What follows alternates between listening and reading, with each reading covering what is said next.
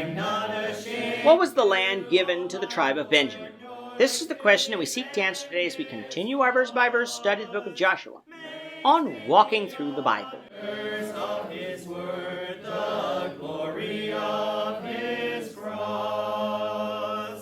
Today we're going to be discussing Joshua 18 verses 11 to 28, but before we do that, let's read the passage. If you have a Bible with you, turn to Joshua chapter 18 verse 11, but if you don't have a Bible, don't worry, just follow along with us on the screen. The version that we'll be reading from is the New King James Version. So Joshua 18, beginning at verse 11. Now the lot of the tribe of the children of Benjamin came up according to their families, and the territory of their lot came out between the children of Judah and the children of Joseph. Their border on the north side began at the Jordan, and the border went up to the side of Jericho on the north, and went up through the mountains westward. It ended at the wilderness of Bethaven.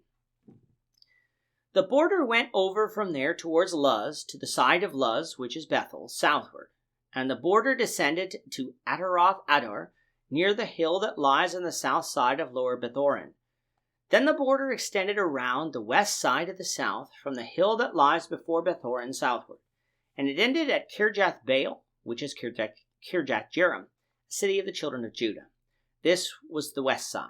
The south side began at the end of Kirjath Jearim, and the border extended on the west and went towards the spring of the waters of Nephtoah.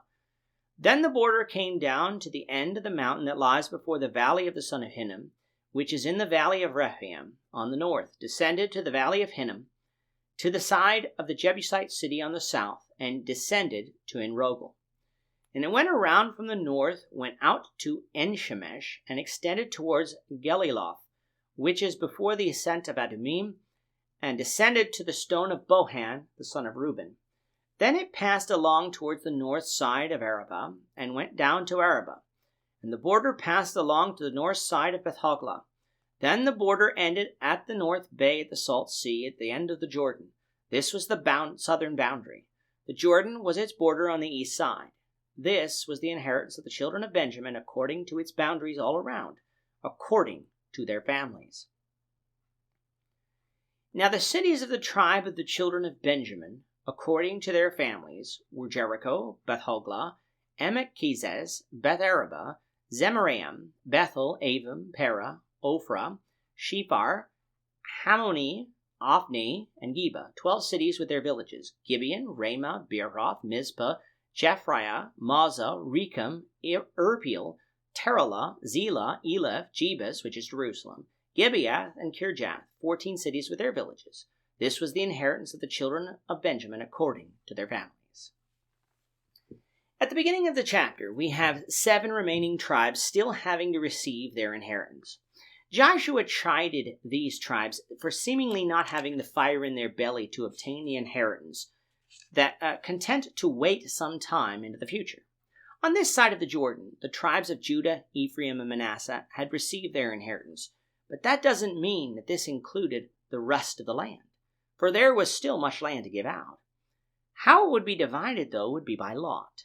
Before this happened, what Joshua did was have the remaining tribes select 3 men each, in order to ensure fairness, and have them go out and survey the land in order that 7 parts could be given borders.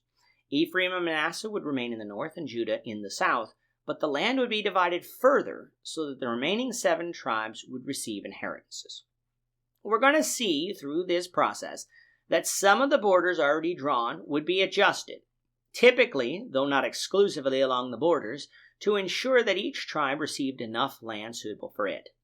The 21 men selected went out and did this, and beginning with today's reading, we have the results of their work. The first lot fell to the tribe of Benjamin. The land that they received would be sandwiched in between Ephraim and Judah. This makes sense and shows you that the Lord was involved in selecting the lots. For in Deuteronomy 33, verse 12, listen to the words of Moses as he blessed Israel. Of Benjamin he said, "The beloved of the Lord shall dwell in safety by him, who shelters him all the day long, and he shall dwell between his shoulders." Benjamin was the full brother of Joseph, and thus the tribes of Benjamin, Ephraim, and Manasseh should be close to one another, having all descended from Jacob through Rachel. If you recall back to Genesis, though, you will remember that Judah was the one who protected Benjamin in Egypt when he was going to be kept back by Joseph for supposedly stealing Joseph's cup. Thus, it was only fitting that the tribe of Benjamin should receive land between these two tribes. As far as the borders, the northern border would start at the Jordan River and run along Ephraim's southern border, ending in the wilderness of Bethaven. The western border went south from there, ending at Kirjath-jearim, which belonged to Judah. Benjamin's southern border would be with Judah, and would travel east from Kirjath-jearim and snake along, encompassing the city of Jerusalem, until it ended at the northern mouth of the Dead Sea.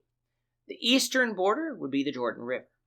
Major cities that would be included in Benjamin's borders would, of course, be Jerusalem, what would become Israel's capital later, Gibeon, a city that we saw earlier in Joshua as a city that made a peace treaty with Israel, Bethel on the border of Ephraim, a city that would later be ceded to Ephraim, and Mizpah, the place where Saul would be proclaimed king over Israel. When it comes to the tribe of Benjamin, we're going to find that later on they will largely be swallowed up by the tribe of Judah, being one of the tribes that doesn't follow the northern tribes when the split between Israel and Judah occurs.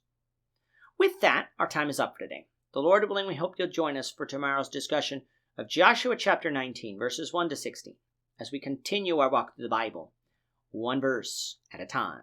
Thank you for watching today's episode. We hope that you found it edifying and ask that you not only subscribe to our channel and podcast, but that you like and share this episode among your friends, so that the saving gospel of Jesus Christ can go out to the whole world.